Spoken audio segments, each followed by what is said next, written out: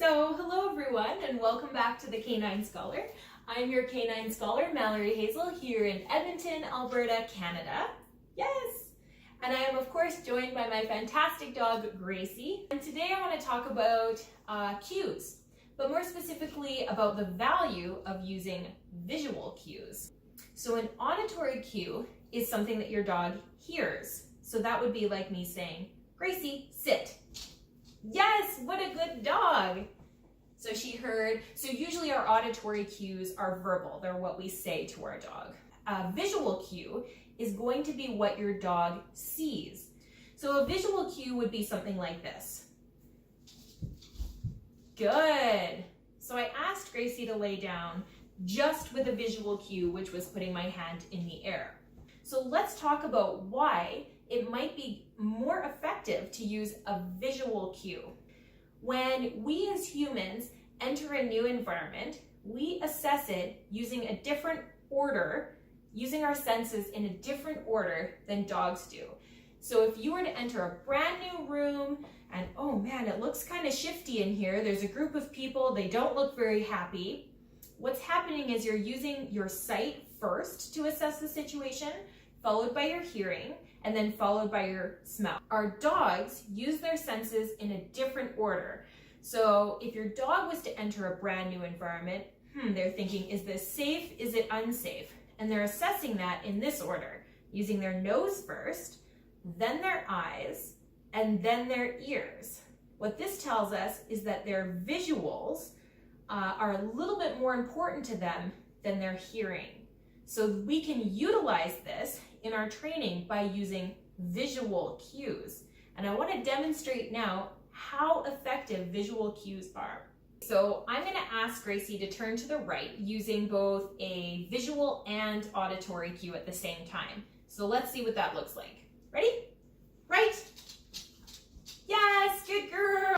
Okay, now what happens if I remove one of those cues? So the first cue I'm going to remove is my voice, which is the auditory cue. So I'm only going to use a hand gesture. Ready? Yes, good girl. Okay, she did it exactly the same. Now I'm going to switch it. I'm going to take my hand signal out and only use my voice. Ready? Right. Right.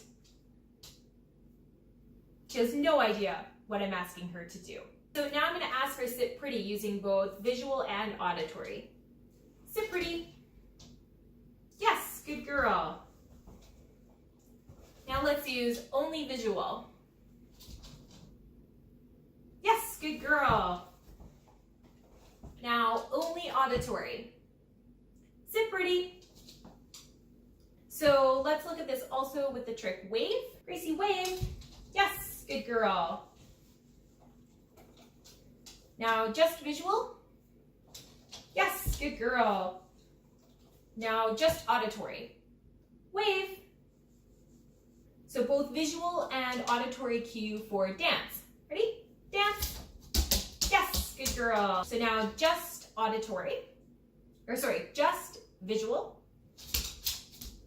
Yes, good girl. Now just auditory. Gracie, dance. Dance. No idea. So based on what we're seeing here, it's clear that Gracie has been able to build a stronger association between a particular behavior and a visual cue than she has between a particular behavior and an auditory cue, despite the fact that I use the auditory cue in conjunction 100% of the time.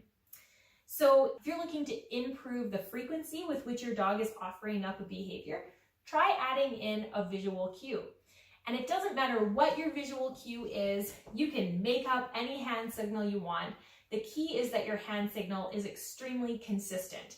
So if you want this to be your hand signal, make sure it looks exactly like this every time you use it. And make sure every person in your household is also using the exact same hand signal. If you liked this video, please share it with your friends. And if you have a question for me, let me know in the comments.